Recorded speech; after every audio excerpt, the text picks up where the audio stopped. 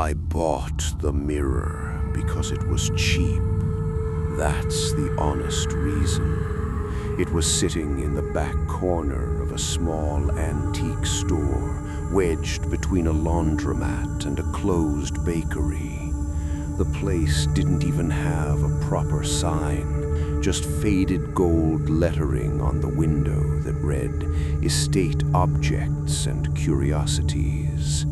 The mirror was tall, nearly my height, ornate dark wooden frame, carved with twisting vines and shapes that almost looked like faces if you stared long enough.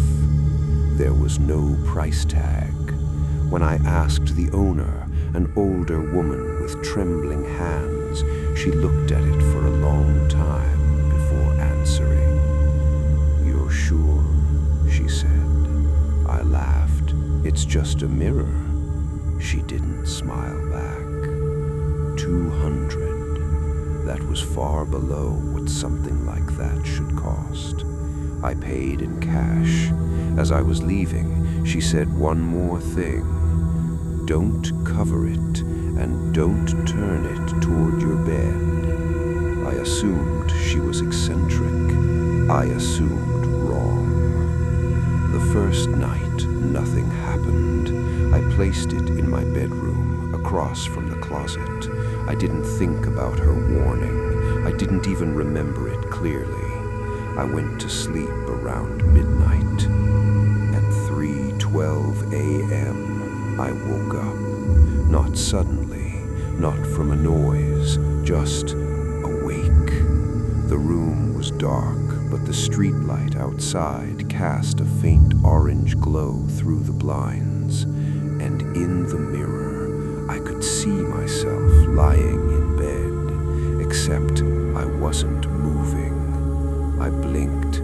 My reflection didn't. It stared at the ceiling. I sat up quickly. Now it sat up too, perfectly synced. I told myself it was sleep paralysis, my brain playing tricks on me. I lay back down. Eventually, I fell asleep again. The second night, I dreamed about the mirror. In the dream, I was standing in my bedroom, looking at it, but my reflection wasn't me. It looked like me, but thinner, paler, its eyes darker. It lifted its hand. I didn't. I woke up gasping. 3:12 a.m. again. This time, I didn't look at the mirror. I didn't want to, but I felt something, like pressure, like being watched from inside the glass. I told myself I was being paranoid. I told myself I'd move it in the morning. Morning came. I didn't move it. Things escalated slowly. That's the worst part. It wasn't dramatic. It was subtle. Sometimes when I passed it in the hallway, I'd catch movement from the corner of my eye. A delay, half a second, like my reflection wasn't perfectly synchronized. One evening, while brushing my teeth, I noticed something else. There was a small scratch on my cheek in the reflection, thin, red. I touched my face. Nothing there. I leaned closer.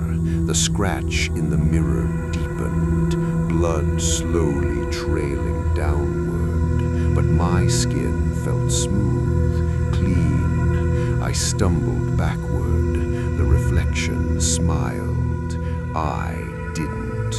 The smile in the mirror stretched too wide. Then it snapped back into normal alignment.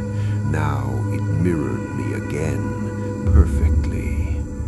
I stood frozen for a long time. Eventually, I convinced myself it was stress, hallucinations, lack of sleep. On the fourth night, I woke up at 3:12 a.m. again, but this time I wasn't in my bed. I was standing in front of the mirror. I don't remember getting up. I don't remember walking, but there I was, barefoot, inches from the glass.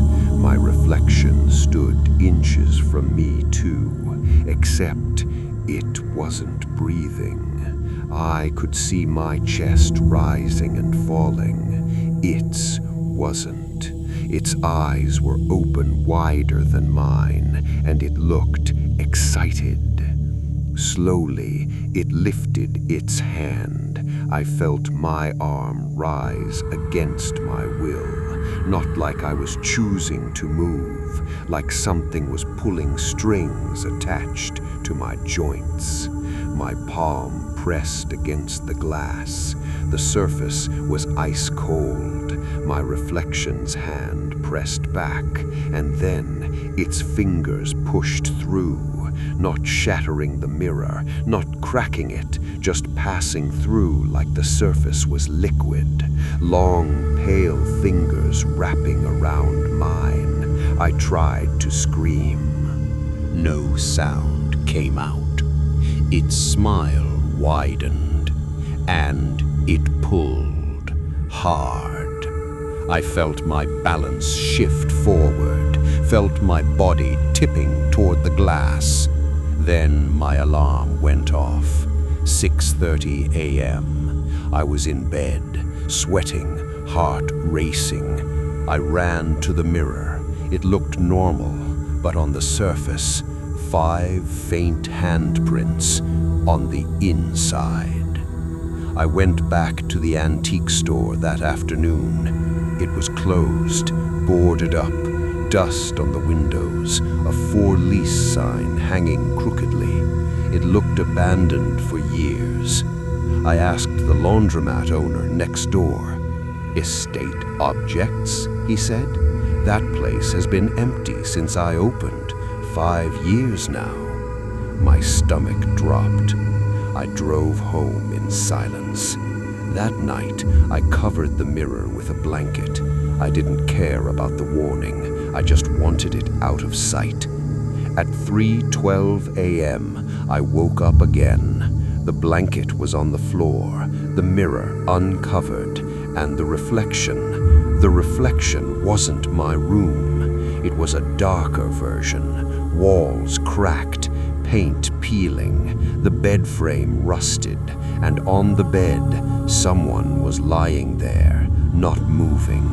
It took me a second to realize it was me, but thinner, skin gray, eyes open, unblinking, staring straight ahead into nothing.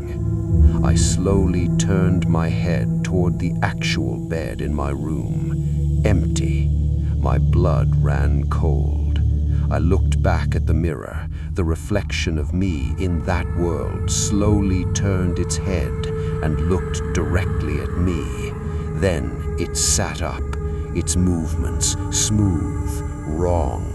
It stood from the bed and walked toward the mirror from the inside, each step silent, measured, until its face filled the glass.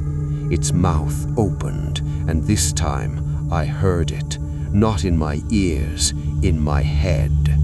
Trade. The word echoed. The surface of the mirror rippled, like water disturbed by a stone.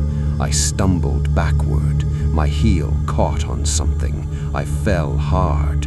When I looked up, the reflection was gone. The mirror showed my room again, normal, except I wasn't in it. I slowly stood and approached the glass, my heart pounding. The reflection moved, but something was off. Its eyes blinked a fraction too late, its breathing slightly delayed, and when I tilted my head, it smiled. I didn't. It leaned closer to the inside of the glass, its voice whispering again inside my skull. "You left the door open." I turned around quickly. Behind me, the bedroom door was open. I always sleep with it closed. The hallway beyond was dark, too dark, darker than it should have been. And from that darkness, I saw movement, a silhouette, tall, thin, stepping slowly toward my room. I spun back toward the mirror. My reflection was gone. The room inside the mirror was empty. The hallway behind me creaked, a soft footstep, closer.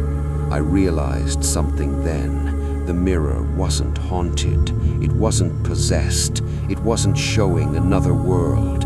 It was a doorway, and every night at 3:12, it opened. I don't know how long I stood there, frozen between the mirror and the hallway. Then I felt it, a hand on my shoulder, cold, not from the mirror, from behind. And the last thing I saw, before everything went dark, was my reflection reappearing in the glass, standing in my room, alone, looking relieved. I don't know how long I've been here. The world inside the mirror isn't empty. It's dim, rotting, still. The air doesn't move, and I can see out sometimes at night when someone new walks into the antique store, when they notice the tall wooden mirror in the corner, when they ask why it's so cheap, and the old woman smiles with trembling hands and says, "Are